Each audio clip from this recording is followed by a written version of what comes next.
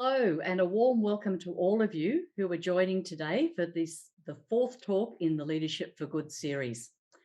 I'm Dr. Helen Parker from the Business School, and I'd like to acknowledge that I'm currently hosting this webinar from Camaragal country and pay my respects to their leaders, past, present, and emerging. It's great to see so many of you here today from the University of Sydney community, and particularly any past and present participants from our internal leadership development programs, leading teams and advancing leaders. Today's event features a conversation between Professor Tim Soutphommasane and Nick Bryant. You're probably well aware that Tim is Professor of Practice and Director Cultural Strategy at the University, but also is now the Acting Director of the Sydney Policy Lab. From 2013 to 2018, Tim was Australia's Race Discrimination Commissioner, and his thinking on topics such as multiculturalism and national identity have been very influential in debates in Australia and Britain. Tim's authored several books and is a prominent columnist and media contributor. Similarly, Nick Bryant has had a distinguished career with the BBC as one of that organisation's finest foreign correspondents. Nick's covered some of the most momentous events of our times: the attacks of September the 11th, the war in Afghanistan, the Asian tsunami, Barack Obama's election, and the presidency of Donald Trump. In addition to his broadcast work, Nick's also written for a vast array of prestigious publications and is the author of 4 books. These include the critically acclaimed When America Stopped Being Great, A History of the Present, which made it onto Joe Biden's bookshelf in the Oval Office. And also The Rise and Fall of Australia, How a Great Nation Lost Its Way. Bit of a theme happening there. Nick's a history graduate from Cambridge University and holds a doctorate in US history from Oxford University. Fortunately for us, he now lives in Sydney with his wife and 3 children and is currently a senior policy fellow with our policy lab. In today's conversation, Tim will be exploring with Nick what he's learned about leadership from being up close and personal with the world's political leaders. I now hand over to Tim and Nick to open the conversation.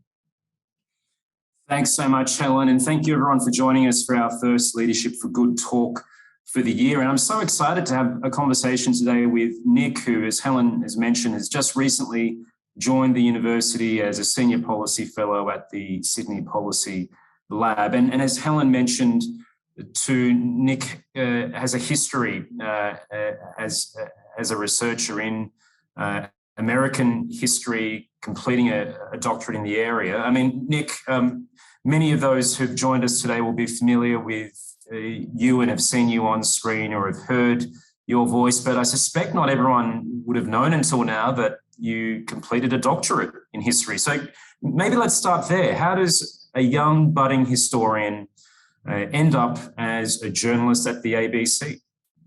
Well, first of all, Tim, BBC, not the ABC. Tim, let me just say, first of all, it's fantastic to be here. Thank you for the invite. And it's wonderful to be back in an academic community. And thank you for making me feel so welcome. I mean, perhaps I should explain, first of all, how I became a budding young historian.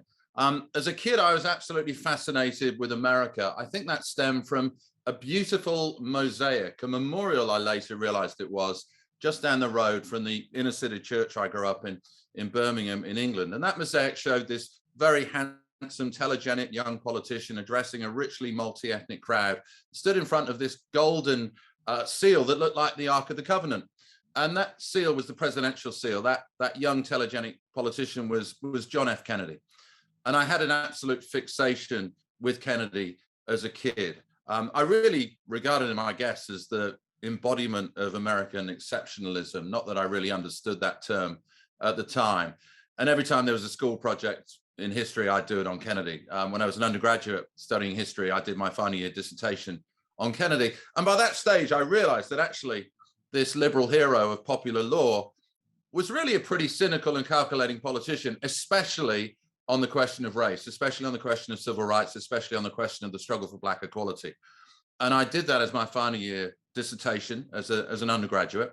And that morphed into a PhD. And that was always something of a self-indulgence, because I'd realized at that stage that I really wanted to be a journalist. I'd really set my heart on becoming a Washington correspondent. I'd really set my heart actually on becoming a BBC Washington correspondent. Unfortunately, all these things came together. About 4 years into my career, Bill Clinton ran into trouble with Monica Lewinsky. We had what was called the Lewinsky scandal. It really should have been called the Bill Clinton scandal. And the BBC needed to beef up its bureau in Washington. And they realized that, I had this PhD in American politics. They thought, this guy probably knows what he's talking about. So they sent me over to Washington and told me to stay there until Bill Clinton was out of trouble. I think they expected that to be 3 months. I was there 5 years later, and arguably I should never have left because Bill Clinton's never out of trouble. And it was just this remarkable period where, really I got to be a historian and a journalist. I think that's the great thing about, jumping between those worlds. I mean, the journalists write the first draft of history, and I always wanted to write the second draft as well. And I think the first book I wrote, which is called The Bystander, John F. Kennedy and the Struggle for Black Equality, it was a sort of English translation of my PhD, which was full of academic jargon that really didn't make much sense. I think that was a scholarly book that was written in a journalistic way. And the latest book, When America Stopped Being Great, A History of the Present, I think that's a journalistic book which has got scholarly overtones. So I've always seen a symbiosis between the two, and I think it's nice to have a foot in both camps. Indeed it is, and it's wonderful that you'll be able to continue both your journalistic and your scholarly work here at the university, Nick. Let's go back to the start of your journalism career. I think it's fair to say that you probably had one of the most colourful first weeks that a BBC cadet journalist might have had. I know about this because I've read about it in one of your books, but can you share with our audience today how your career as a journalist very nearly came to an end in that very first week because you may have engaged in a potentially criminal act? Well, on day 2 of my fully fledged BBC career, the Daily Mirror, which at that time was edited by Piers Morgan, had managed to get this real scoop. They had managed to get a reporter inside 10 Downing Street, a massive breach of security. And not only have they got inside 10 Downing Street, they'd actually got inside the office of the then Prime Minister, John Major. And we were sat around in our editorial meeting at the start of the day, figuring out how to cover this story. And my editor that day said, why don't we try and break into Piers Morgan's office and to see what his security is like? And he looked at me as the young cub reporter and he said, do you fancy it? And I said, sure, let's give it a go. And so began this odyssey where I tried to get into Piers Morgan's office, which was in a skyscraper in Canary Wharf. And it started with me getting lost on the Docklands Light Railway. I ended up getting trapped in the stairwell of one of those skyscrapers. But eventually I made it into the Mirror's newsroom. Eventually I made it past Piers Morgan's secretary into his office. And I sat in his leather chair with this beautiful view over London doing a commentary. And Piers Morgan comes in, what's happening here? And, you won't be surprised to know that it didn't take much persuasion to get Piers Morgan to do an interview about all this thing. Anyway, I raced back to base. I put together the report. We underlaid it with the music from Mission Impossible, which is a terrible cliche, but sometimes cliches work. And it maybe did on this occasion, because when it went to air, I actually got an ovation. All the newsrooms started clapping. And on day 2, I just thought, well, this must be what happens. But in the 30 years since, I've never again had a newsroom ovation. But anyway, 2 days later, late on a Saturday night, I got a call from the news desk and they said, we need you to go to Jerusalem. And I said, well, why? And they said, well, the Israeli Prime Minister Yitzhak Rabin has just been assassinated. And so began my foreign travels. And the reason they put me on the plane that night was they thought, well, let's give that guy who got into Piers Morgan's office a go. So what could have been a career limiting assignment, what could have been a career ending assignment, actually sort of launched my career in a funny old way. Oh, remarkable story there, Nick. And who would have thought it all began with breaking into Piers Morgan's office at the Daily Mirror? Let's fast forward to the present. You've just returned to Australia, Nick, after a stint in the United States covering the Trump presidency, and you were the BBC's senior correspondent in New York. Must have been fascinating to watch the Trump ascendancy and presidency. Can you tell us what it was like covering Donald Trump up close? Is he different from the Donald Trump that we see on TV? I didn't see Trump coming, and I met him not long after arriving in New York. We were doing a story about Atlantic City. His casinos were closing down, and he really wanted to do a BBC interview to say, I don't own those casinos anymore. The sun still shines off my golden signage. You know, this wasn't my fault that the casinos had shut down. So he agreed to do an interview. And it was really interesting. I mean, I held out my hand when we met him in Trump Tower, you know, partly expecting him not to take it because he is famously a germaphobe. But he shook my hand. He said, it's a great honor to meet you. It was almost like he regarded the BBC as an offshoot of the British monarchy. He was almost obsequious. And it was the time, Tim, when he really enjoyed the company of journalists. And in the preamble before the camera went on, he was very lucid. He was very intelligent. He was good company. And then the camera came on and you got a very different Donald Trump. Then you got the boasts. Then you got the slightly crazy stuff. Looking back at the transcript, it was interesting. If you kind of insert America, where he was talking about Atlantic City, the script for his presidential run was almost interchangeable. And Trump could have been talking about Trump steaks or the Tour de Trump or the art of the deal. He could have been flogging anything. On this day, he was flogging the idea that the failure of his casinos had nothing to do with him. And I came away thinking a few things. I really didn't think I'd report on Donald Trump ever again. You know, it was one of those things where my wife sort of asked me what I did that day. And I said, oh, you know, I've met Donald Trump today. And it's fascinating. I mean, I had no idea that he was going to run for the presidency. In fact, that topic didn't even come up because it seemed risible to me. And I think even then it seemed risible to him as well. This was about 9 months before he came down the golden escalator, which was that portal that transported us to a new political world. And one of the many analytical mistakes I made about Trump was when he got the presidency, I thought he would be humbled by that office. I thought he would revert to the Trump that I saw before the camera went on, the kind of intelligent Trump, the sensible Trump, the lucid Trump. And actually what we got during his presidency was the on-camera Trump on steroids. Fascinating. America's had a series of unlikely presidents. So before Trump, you obviously had Barack Obama. You covered some of the Obama presidency. What was it like covering that presidency, and how was Obama different from Trump? Oh, look, I think I was there the night that Obama was elected. It was such an honor, to be honest, because I was the first person on the BBC to report his victory. And as I took to the airwaves that night, I just knew that our report was going around the world. And I knew that there would be people in Kenya listening to the BBC World Service and hearing the news that a black man now occupied a white house that was made and built by enslaved people.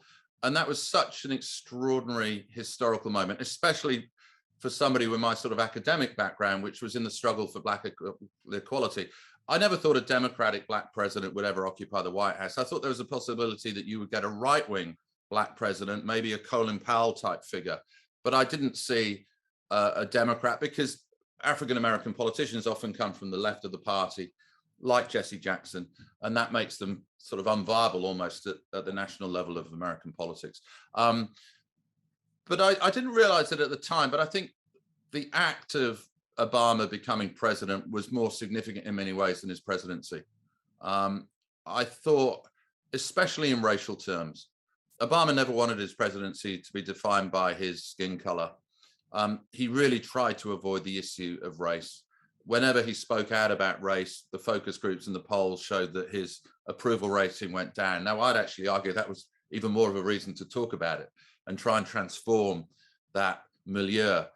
But Obama steered clear from that. But, you know, clearly he was a hugely consequential president to get healthcare done, which was obviously the priority in those 2 years that he had at the beginning of his presidency, where he did have a majority in the House and he did have a majority in the Senate. You know, he did what no other Democrat had managed to do, get something near to universal healthcare.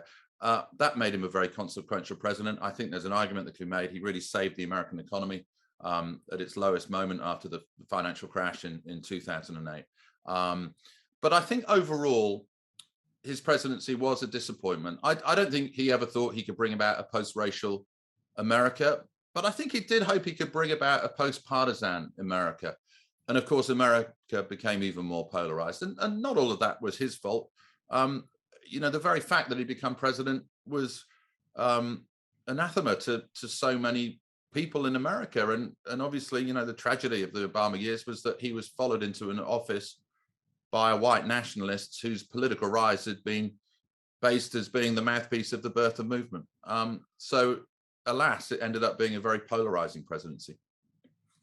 Nick, you've just talked about two very consequential presidencies there in the form of Obama and Trump for vastly different reasons.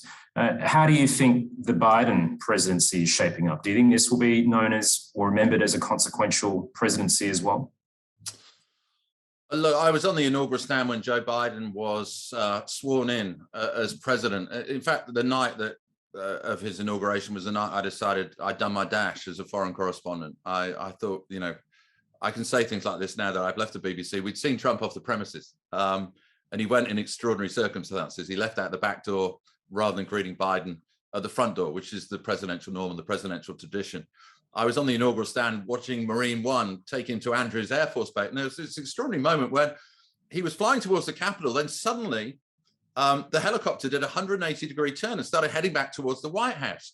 And we thought, has he left something behind? Or more worryingly, does he not want to go? And, a lot of QAnon conspiracy theorists may have seen great hope in this moment, because this was supposed to be the moment of the Great Awakening when Joe Biden and Nancy Pelosi would be arrested and carted off to Guantanamo Bay for their part in a satanic child abuse network.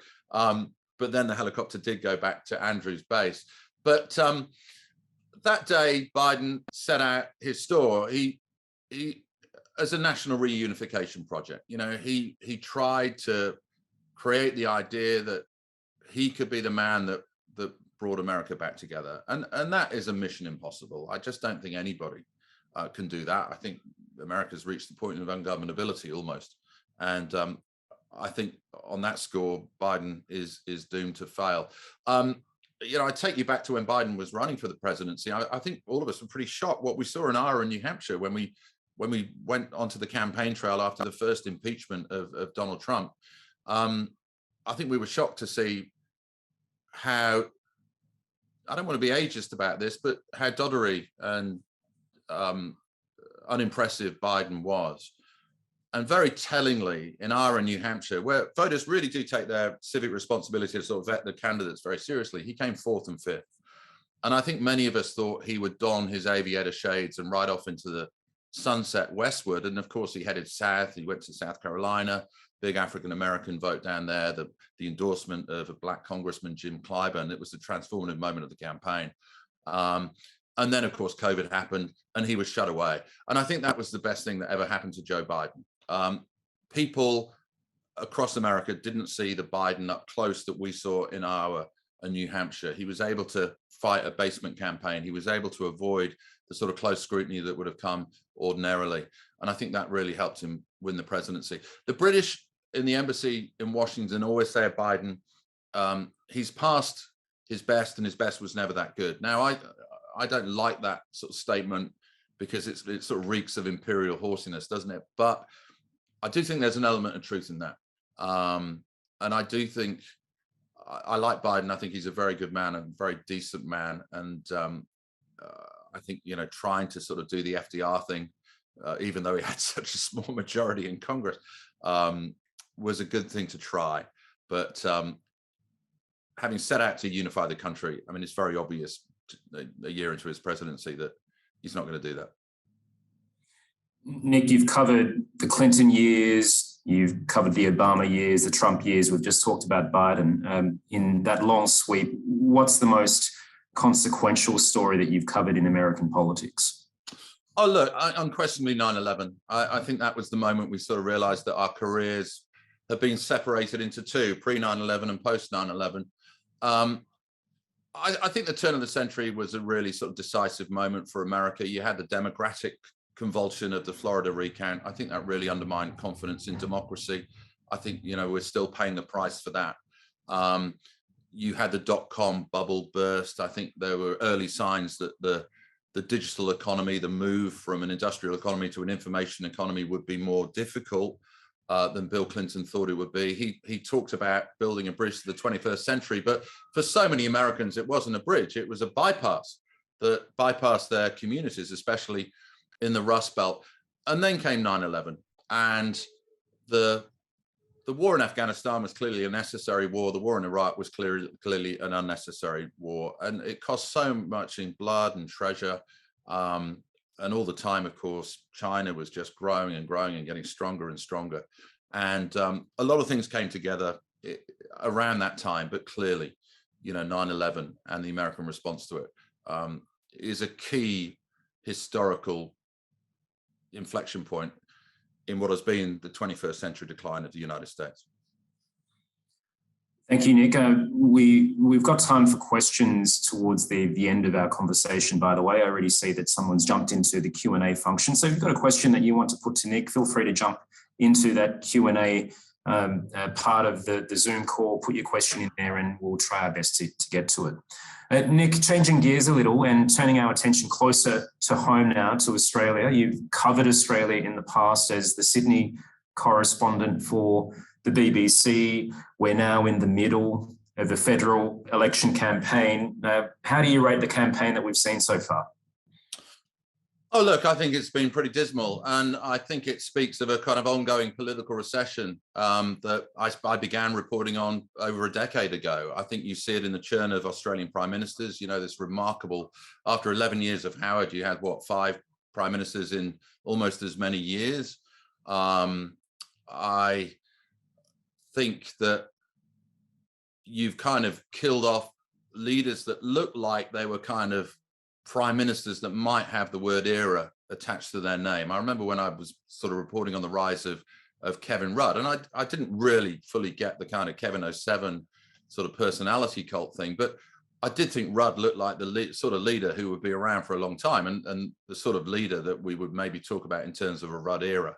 And maybe on the right, Turnbull was the same. You thought Turnbull had the talent to actually sort of stick around for a long time as on the conservative side of politics. And obviously you burn through that generation pretty quickly. And I think, I do think there is a talent pool problem. I mean, in the rise and fall of Australia, I was probably a little bit unkind when I sort of likened the talent pool to a drought-ridden billabong. But I think there's some truth in that at the highest level. This seems to be a none of the above election. There doesn't seem to be any great enthusiasm for Scott Morrison. There doesn't seem to be any great enthusiasm for Anthony Albanese. And it's been a pretty small campaign where, it hasn't been a competition of big and bold ideas. It's been this contest of sort of political strategies and fairly obvious political plays. And it's not a great advertisement for democracy at a time when, frankly, democracy does need some good advertisements. Mm.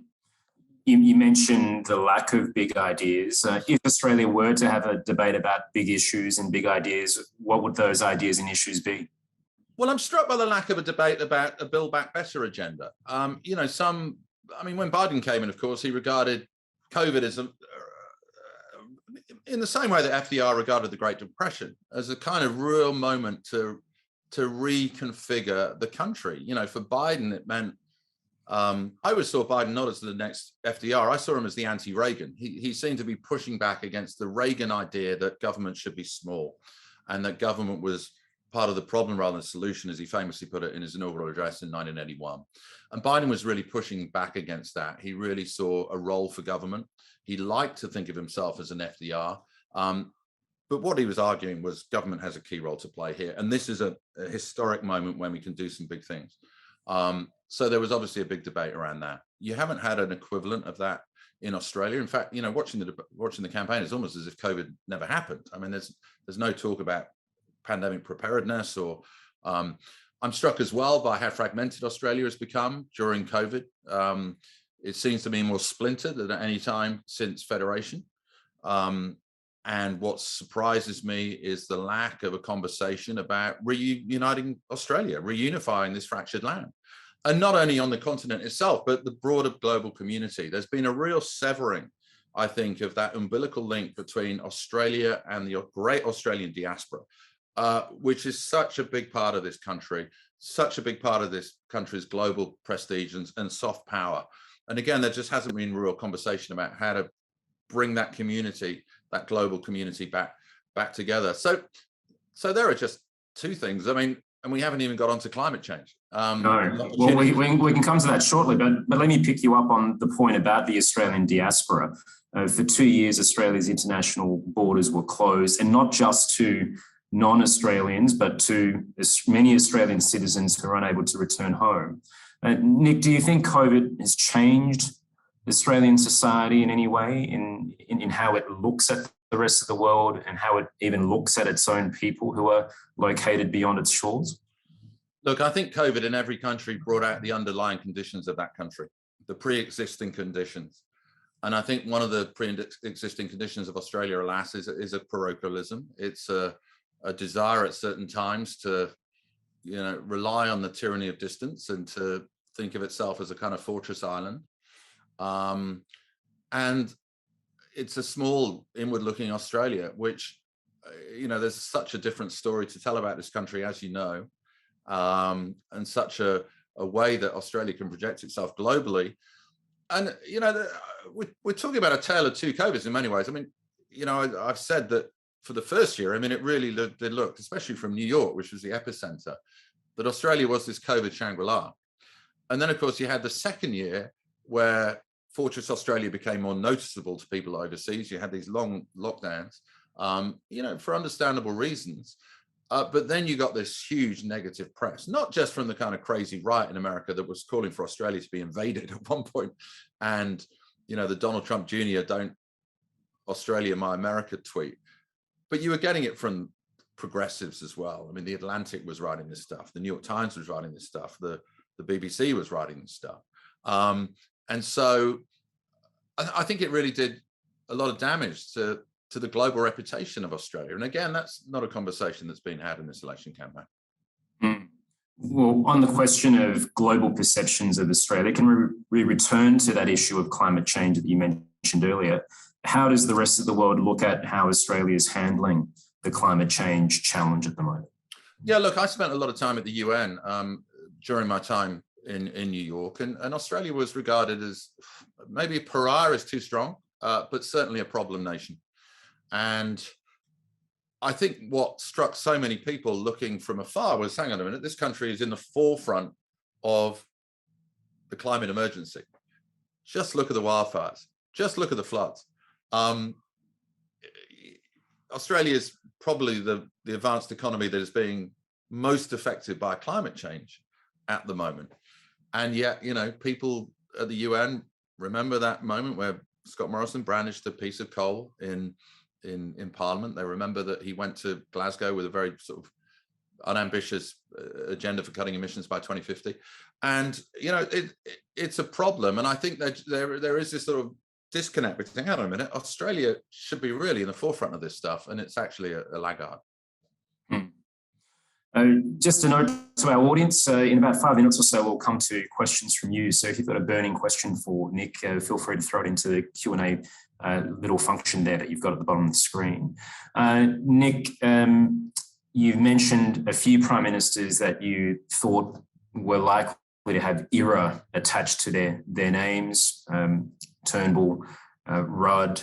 I'm curious to ask you, how do you think Australian prime ministers stand up on the global stage? We do like to compare Australia with the rest of the world, or get a sense of how the world views us.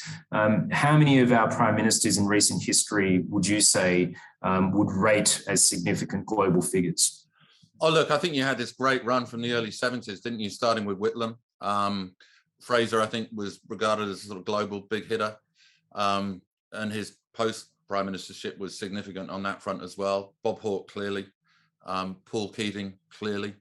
I think when you look at the New Labour project in Britain, often people associate it with the New Democrat project from Bill Clinton in Washington, but I think it relied just as heavily in policy terms and intellectually from what Bob Hawke and Paul Keating were doing here in Australia. John Howard, clearly a leader who strode the international stage with great confidence and authority, and again, really regarded, certainly in Washington, as a key ally, the sheriff of the South Pacific, Bush described him once as. I thought Rudd would continue that run. And oddly, the kind of his global coming out in some ways was the start of his fall, which was the Copenhagen Climate Change Summit, wasn't it? Where he went there, they didn't get the deal. I think Tony Abbott really started landing some big hefty punches, and of course, Rudd was soon displaced by Julia Gillard, and because of the manner in which she was elevated, the savagery of the ALP. I mean, it came back to mortally wound her as well. And so I think since then, I mean, with the exception of Turnbull, I don't think there have been sort of leaders of true international clout. I think maybe if Julia Gillard had been the deputy for a bit longer, I mean, maybe that would have happened.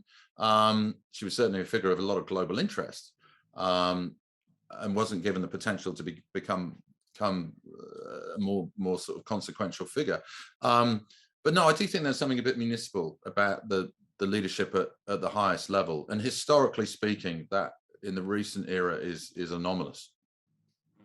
Well, let me ask you more about leadership, because this is a series called Leadership for Good. Leadership for Good is the language that we use within the university community to describe how we see the University of Sydney's role in public life. Bring on your history and experience observing political leadership at the highest levels. Can you share with us what you think leadership means in essence? Look, at the presidential level, I think so much of leadership is about recognizing the historical moment and understanding the potential of that moment and acting in that moment and deploying that moment to push your agenda.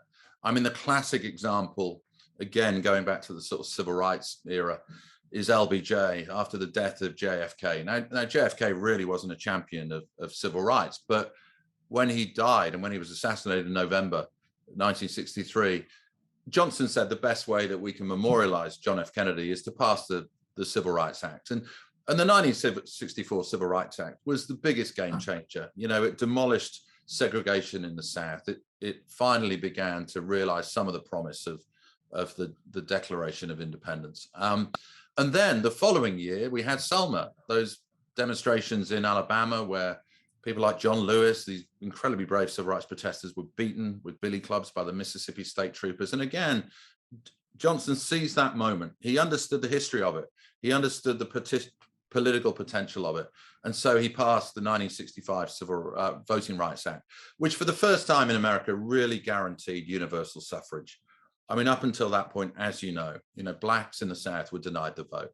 And that really delivered universal suffrage for the first time in American history. And so much of leadership is about galvanizing public opinion in that moment, galvanizing Congress in that moment, and pushing the agenda. And I think the great presidents are always the presidents who have understood the transformative potential of big historical moments. FDR did it after the Great Depression. Johnson did it after the death of Kennedy. Biden thought he could do it after COVID, but he just hasn't got the congressional majorities. And as I say, I think America's reached the point of ungovernability, and the idea of mobilizing America in full, it just doesn't happen anymore. One final question from me, Nick, before we turn to our audience questions. Can I ask you about leadership and your own experience? You've been a leader in the journalistic field. You've observed politics at the highest levels. Can you share with us a moment when your leadership or your values have been put to the test? Oh, look, I think the sternest test you face as a journalist is when you cover wars and conflicts. And because survival instincts kick in, and survival instincts are often very selfish instincts. I mean, literally, in the most literal sense, about personal survival. I think it's in those moments when your life is in danger. Unfortunately, I haven't had that many of those experiences, but I have had some where I really wonder whether I was going to get out of this alive. It's to think more broadly and to try and look out for your team and to make sure that, you're not just looking after your own welfare, you're actually making sure everybody else alongside you is going to be okay as well. And I think, in those situations, those really extreme life and death situations, I think they really, really test your character to see if you can suppress the sort of selfishness that naturally comes out with a more sort of a decent minded approach to making sure everybody else is okay as well. I think that's when your leadership really does come literally under fire.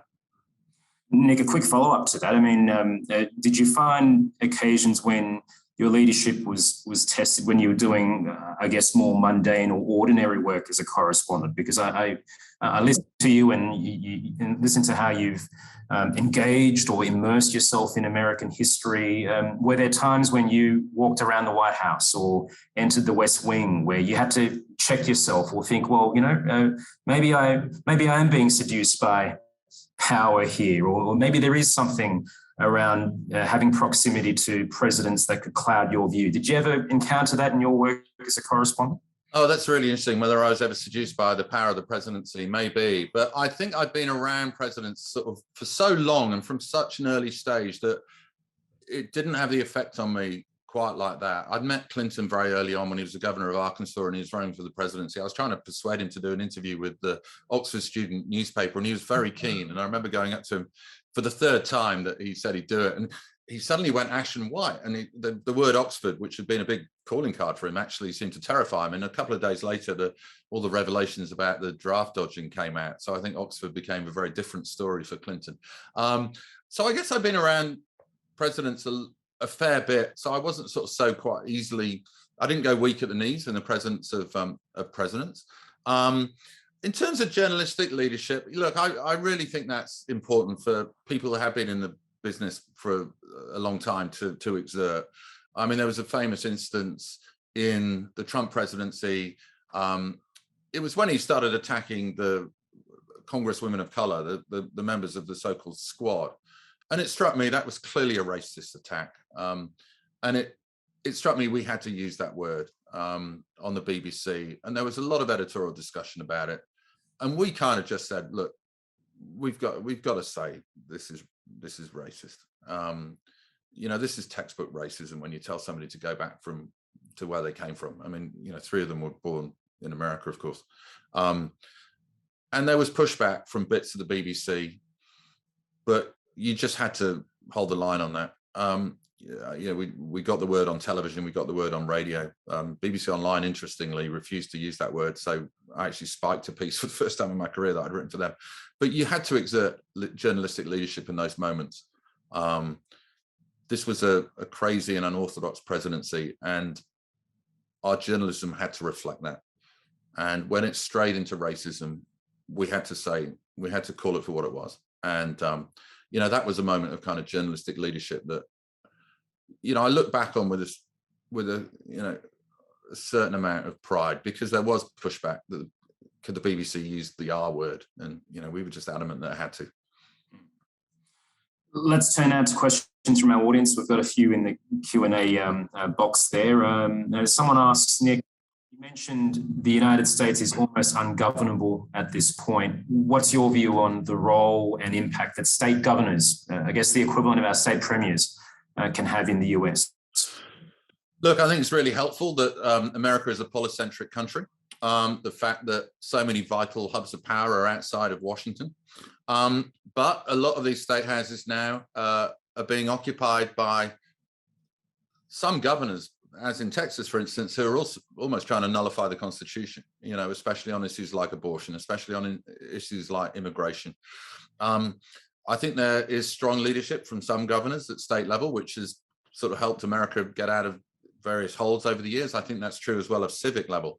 There's this argument that, if you have, there's a kind of more vibrant politics at the municipal level of American politics, and that can percolate up. But one of the huge problems is that one of the reasons that it works at the municipal level is you don't have the polarization in the municipalities. I mean, the big sort that's happened in America, where people have tended to end up living with people that they ideologically agree with, has meant that a lot of cities are politically homogeneous, so they're easier to run. The problem comes when you obviously stick all those communities together in a nation that is so deeply divided. And I do think there is some strong leadership at the state level, but I'm really terrified about some of these Republican governors who have now got Republican state legislatures, who are changing election laws, so it's making it harder to vote, and also, which is something new, harder to subvert the results afterwards. And I think that is really worrying. I do desperately fear that we could be entering a kind of post-democratic phase in American life. If Trump wins the next election, I mean, code red for American democracy isn't a sufficiently strong term. It really is deeply worrying. And January the 6th, which many of us hoped would be a moment of Trumpian repudiation, really became a moment of further radicalization. And I think that's what's so terrifying now. Well, Nick, you mentioned Trump running again. Are there any alternative contenders you see coming through the ranks within the Republican or GOP at the moment? Party? Oh, DeSantis in Florida, clearly. I think, some of the governors would be eyeing it up. Obviously, some of the younger senators, like, the Ted Cruzes, these kind of Harvard-educated populists, pseudo-populists. But Tim, if Trump wants the nomination, Trump's going to get the nomination. I don't think there's any question about that, unless there is an intervention from the criminal justice system, because there isn't going to be an intervention from the Republican Party. And I think that's the key thing. Again, going back to Trump's second impeachment, I covered Clinton's first impeachment, thinking that was a once in a lifetime journalistic experience. And I went on to cover two more. After that, obviously, Mitch McConnell came out and made a big speech about how awful Trump was. And people like Lindsey Graham were standing up on the night of January the 6th saying, I'm not part of this anymore. Well, they became part of it really quickly afterwards. And it's a really worrying sign about how the Republican elite has sort of co-opted Trump again, even after January the 6th. Nick, a question here about your experience, given your experience covering conflict, what's your take on how the Ukraine situation will play out?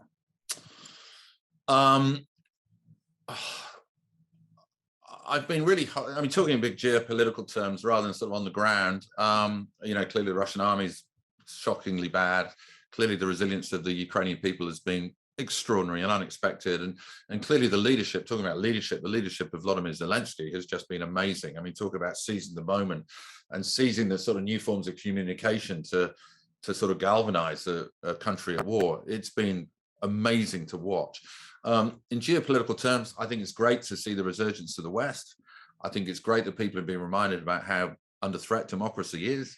But what worries me is some of those votes in the UN, where actually, if you look at the sort of global population and the abstention of countries like India, the indifference of countries like Brazil and South Africa, obviously the sort of tacit support of countries like China. If you look at the global population, the votes at the UN show that more people are kind of supportive of Putin or certainly unprepared to defy him or criticize him than aren't. And that for me is deeply worrying. A narrative has taken hold about the kind of the resurgence of the West in this, but what worries me is the kind of indifference of the rest.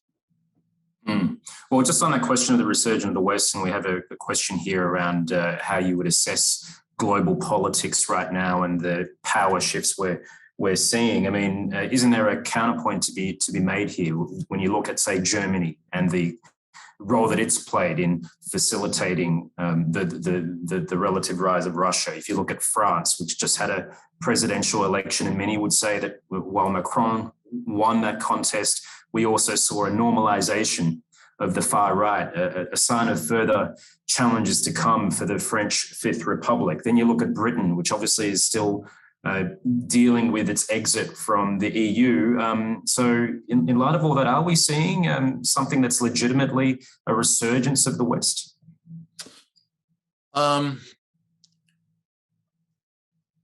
It really worries me that one of the reasons why the bad guys are so strong right now and the bad guys have been so emboldened is because the good guys aren't very good anymore. You clearly see that in America, although I think Biden's played his hand pretty well during Ukraine. You obviously see that in France. You obviously see that in Westminster. Places that you'd hope would be cities on a hill ain't cities on a hill anymore.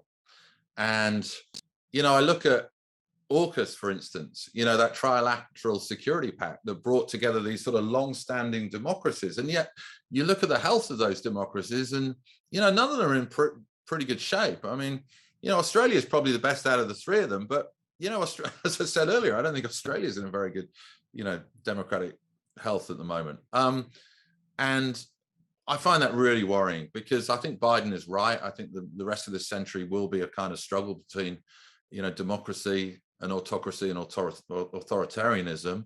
And, you know, as I said, the early narrative that took hold in Ukraine, where the West is fighting back, well, you know, a few weeks on, it looks a little bit different, especially after the election in France, especially when you look at the continued problems of Boris Johnson in Westminster. And here you look at a pretty sort of lackluster federal election campaign. So, you know, I think we're in a really bad state of global democratic decline at the moment. And alas, I don't think Ukraine has arrested it. Let's turn closer to home. We've got a few questions on Australia. Someone asks, how do you see the next decade of Australia's relationship with China? Is this relationship in terminal decline? Well, I mean, it depends who wins, doesn't it? And it depends who becomes prime minister. I mean, you know, we'd be having a very different conversation if Scott Morrison wins and maybe gets ousted and Peter Dutton comes in or something. And you know, a lot will depend on the personalities at the top. I mean, and the Solomon Islands is obviously a massive game changer. So yeah, no, it's you. I mean, when I was here last time, I mean, Australia was in this wonderful position where it seemed to be able to balance the relationship between the underwriter of its security, America, and the underwriter of its prosperity, China. And obviously that Australia's made its choice now. And, you know, I mean, China's obviously made that choice sort of easier to make in some ways because of the sort of economic coercion and the way that Xi Jinping has conducted his leadership. But yeah, it doesn't look good. I mean, I sense a sort of anxiety in the country at the moment that I haven't sensed before. And the geopolitics of the region are a part of that, I think. You know, the Chinese boom years, you know, maybe something that's in the past now. Nick, we're running out of time, but can I throw 3 questions at you in an express round before we wrap up? Someone asks, what's your perception of the current Australian media landscape? Is it more polarised than you remembered? Yeah, look, it's pretty tribal. It always has been, hasn't it? You know, obviously you've got the dominance of the Murdoch press on the right, and I sometimes think ABC maybe sees itself as a sort of countervailing influence, pushback against that. And I thought the tribalism was quite noticeable in COVID. I thought but no, I think it's sometimes a bit depressingly tribal, actually. But yeah, and yeah, I don't love the way that journalism has covered this campaign. Although, you know, I hate gotcha questions. I really hate them. You know, what's the price of milk? What's the price of petrol? But at the same time, an aspiring putative prime minister should know the unemployment rate and should know the interest level rate. So, you know, but no, and I think, you know, this isn't a blanket condemnation at all. I think that often the coup culture of Canberra, you know, I used to describe Canberra as the coup capital of the democratic world. And I think journalists are a bit of a part of that. You know, we get a great thrill out of leadership contests. You know, in terms of journalistic entertainment value, you know, that really ranks very high. You know, not a lot happens in Canberra, and I think sometimes the highest form of journalistic entertainment is a coup. And I think, you know, journalism has contributed to that coup culture in a very destructive way. And I don't quite know. And you know, mea culpa, I love a leadership change as much as everybody else. But I think journalists sometimes have got to just sort of try and restrain themselves around those storylines and not promote them and not put them on the front page and not to add to that sense of political instability. And I think some people in the press gallery over the last 15 or 20 years have done that. Question here about Bill of Rights. Nick, the United States has a Bill of Rights, Australia does not. Do you think a Bill of Rights is desirable or something that may be potentially harmful for a civic culture to have? Oh, look, I always think a Bill of Rights is a great thing to codify. And, I think that Australia does need a sort of constitutional overhaul, and I haven't thought about it that deeply, and I haven't studied it that closely. But you know, as a general principle, I think, you know, it's always good to have these things codified.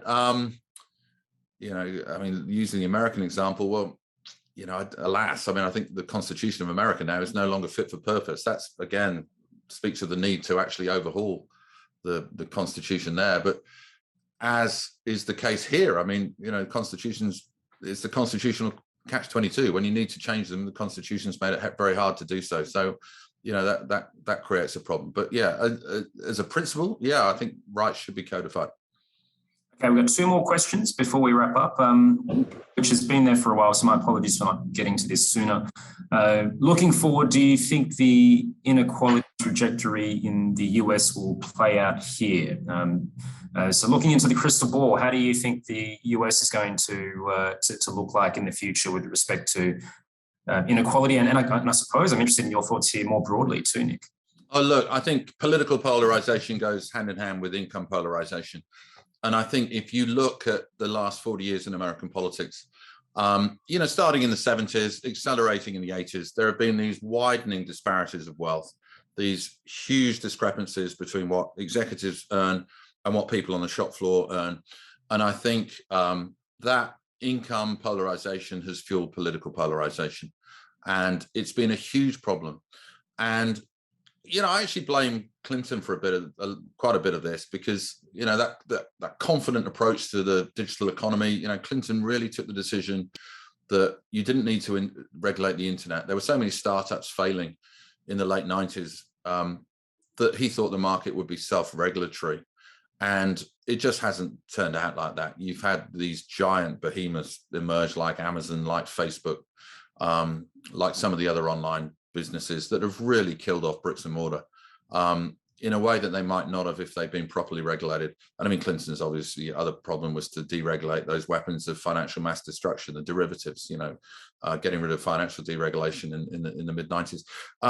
Those have been huge problems. Those have been problems which have fueled the disparities in wealth in America. And I think the disparities of wealth have really fueled the level of polarization that you've got now. If you've got a missing middle in the economy, I think you get a missing middle in the politics as well. And if you're looking for that kind of sensible middle, the prosperous middle class, which every democracy relies upon for its health, you know, one of the reasons why America is in such a chronic state right now is that middle class has really been hammered. Final question, Nick, and fittingly for you as someone who's just re-entered the world of academia, are our universities better positioned to play a role on the global stage on issues like climate change, sustainability, multiculturalism than our governments? Look, my take on Australia is the most talented people I always come across aren't generally involved in politics. Again, not a blanket condemnation. And I admire people who go into politics because they do something that I wouldn't want to do, and they end up living in Canberra, away from their families, in a sort of political garrison town. And they make a lot of sacrifices, and I salute them for their public service. But having said that, a lot of the people I meet in Australia, the really talented people, aren't involved in politics. A great many of them are involved in academia. I would love to see more Australian universities not punching above their weight, punching commensurate with their weight, and, you know, getting much higher on those global rankings. I don't know what they are right now, but I sometimes look at them, I think, oh, there should be more Aussie universities in those global rankings. You know, these are world-class institutions that aren't getting the global recognition they deserve. And yeah, I just think there's huge potential there and when it comes about, you know, talking about restoring the prestige and the global prestige of Australia, I think academia and higher education has a really big role to play in that. Nick, it's been a real pleasure. We've covered so much ground, from journalism to politics in the US, Australia, global politics more broadly. We've covered debates about civic culture and the role of universities as well. Thank you so much for your time today. I'm going to hand back now to Helen Parker, who will close our event this afternoon. Thank you very much to both of you for a very interesting talk, and one probably we won't be sleeping much better afterwards, but certainly a realistic, fascinating insights from Nick, and thanks to Tim for really skillfully guiding the conversation. As Tim might have mentioned in the chat, you can see an evaluation survey link for this session. We really appreciate your feedback. And thanks to everyone for attending today from the wider Sydney community. And please keep an eye out for kind of future events and talks coming up in the Leadership for Good space. We look forward to connecting with you soon, and, you know, perhaps even in 3D and in person for a change. But that's all for today, and bye for now.